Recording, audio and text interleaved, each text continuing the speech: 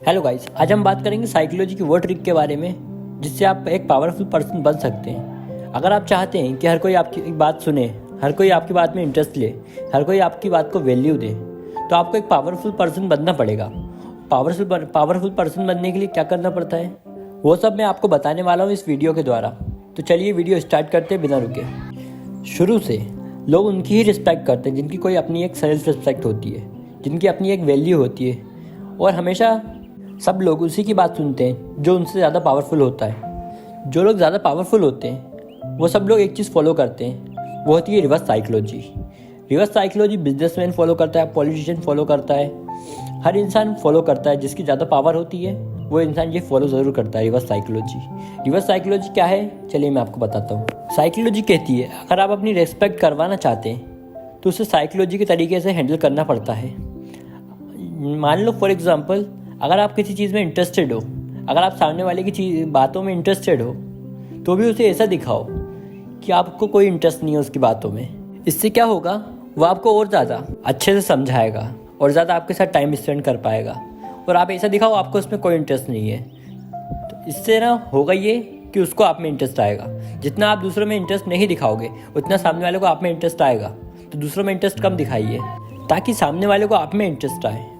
For example, अगर आप किसी शॉप पर जाते हो कपड़े खरीदने, तो वो कपड़ों के लिए आप खरीदने को फोर्स नहीं करेगा कि आप खरीदो खरीदो खरीदो। वो ऐसा नहीं बोलेगा, वो इनडायरेक्टली आपको फोर्स करेगा। वो उसके फ्यूचर्स बताएगा कपड़ों के कि कपड़ा इतना अच्छा है, ये कपड़ा इतना महंगा है, इसका ये देखो कितना सिल्क है कपड़ा।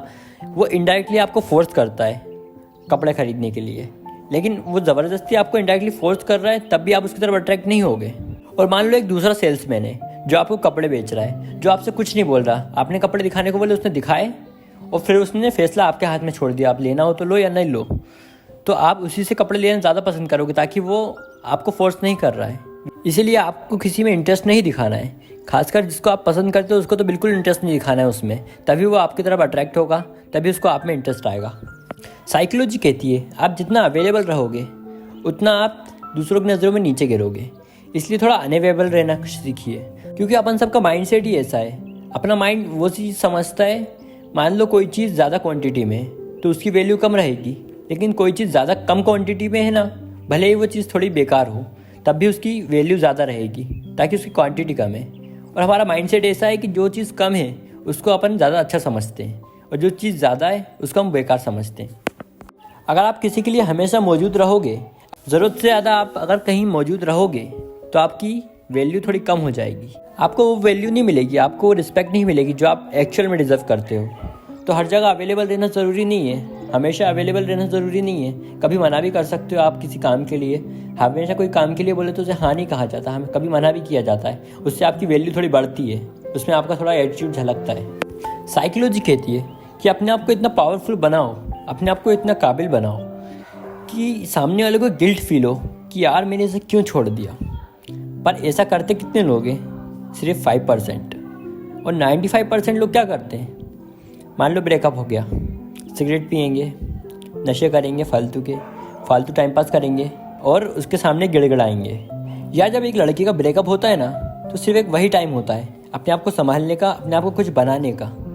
क्योंकि उस टाइम जो अपन को किक मिलती है ना, वो कभी नहीं मिलती। वो घर वाले कितना भी कहें अपन कुछ नहीं कर सकते, लेकिन एक जब लड़की की किक मिलती है ना, जब एक लड़की का धोखा मिलता है ना, जब एक लड़की अपन को मना करती है, तो उस टाइम जो किक मिलती है ना अपन को, वो ऐसी किक होती है कि अपन उस टाइम कुछ भी कर सकते हैं। तो जो वो एनर्जी आती है ना, तो वो एनर्जी फालतू जगह यूज़ नहीं करना चाहिए, नशे में या सिगरेट में या फालतू घूमने में। उस टाइम अपन को कुछ अच्छा करना चाहिए, कुछ अपने आप पे काम करो, कुछ अपने आप को प्रूव करो और अपना ड्रेसिंग सेंस बदलो, अपने आप को बदलो, अपना हेयर स्टाइल बदल दो, अपना लुक बदल दो, अपना रहने का तरीका बदल दो, थोड़ा पैसा कमाओ और थोड़ा आगे बढ़ो, जिससे उसको है ना थोड़ा गिल्ट फील हो कि यार मैंने इसे क्यों छोड़ दिया, ये इतना अच्छा बंदा था।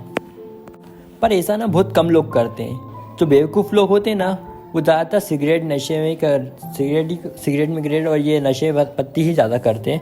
और अपने आप को प्रूव करने में थोड़ी मेहनत लगती है, अब मेहनत करना ही कौन चाहता है। इसलिए सब लोग ऐसे ही फालतू घूमते रहेंगे, ये सब करते रहते हैं। अपने आप को प्रूव करने में वो टाइम देना चाहिए, अपने आप को थोड़ा बनाना चाहिए, थोड़ा नशे पत्ती से दूर रहना चाहिए और अपने आप को थोड़ा बनाओ। कुछ नहीं कर सकते तुम, कम से कम पैसा तो कमा सकते हो, कम से कम पैसा कमाओ, कुछ अच्छी गाड़ी ले लो, कुछ अच्छा घर बना लो, कुछ अच्छे कपड़े पहनो, अच्छे जूते पहनो, अच्छा हेयर स्टाइल रख लो, ऐसा करो कुछ।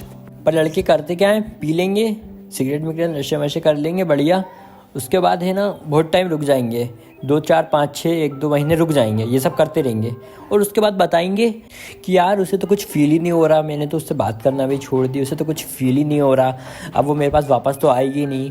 तो यार ऐसा थोड़ी होता है। अपने आप को कुछ है ना करो, अपने आप को थोड़ा इम्प्रूव करो और उसके सामने बार बार प्रेजेंट करो। फॉर एग्जाम्पल अपने आप को थोड़ा बदलो और फिर कभी कभी उसको दिखो, रोज़ नहीं दिखना है उसको, रोज़ उसकी नज़रों के सामने नहीं जाना है, रोज़ उससे मतलब नज़रें बचा के रहना है। और 1-2 महीने बाद अपने आप को पूरा बदलने के बाद, थोड़ा बहुत बदलने के बाद उसके सामने जाओ, थोड़ा सा उससे दिखो, थोड़ा अलग बन के दिखो और फिर गायब हो जाओ कुछ टाइम के लिए, फिर उसे 1-2 बार दिखो शादी वादी में, फिर गायब हो जाओ। ऐसा करना रहता, तब उसको आपकी याद आएगी कि यार मैंने इसे क्यों छोड़ा।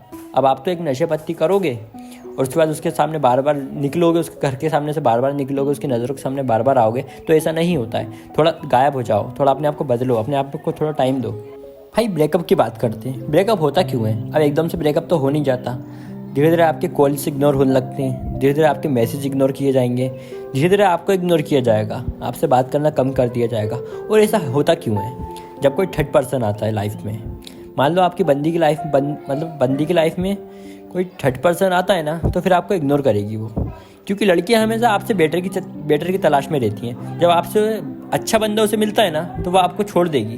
भाई छोड़ देगी, बिल्कुल नहीं सोचेगी, 10 बहाने मार देगी और उल्टा अपने आप में गलती बता देगी, यार मैं तो ऐसी हूँ, तुम मुझे छोड़ दो, ऐसा बोलेगी। जब उसको आपसे अच्छा बंदा मिलेगा ना, तो आपको 10 बहाना बनाएगी वो आपको छोड़ने के, कि यार मैं तो बहुत बेकार हूँ, या तुम ऐसे कर रहे हो, वैसा कर रहे हो। वो मतलब लड़ाई करने के बहाने ढूंढेगी, तुम उसे संभालते संभालते थक जाओगे, लेकिन वो नहीं संभलेगी, ताकि उसे तो जाना है ना।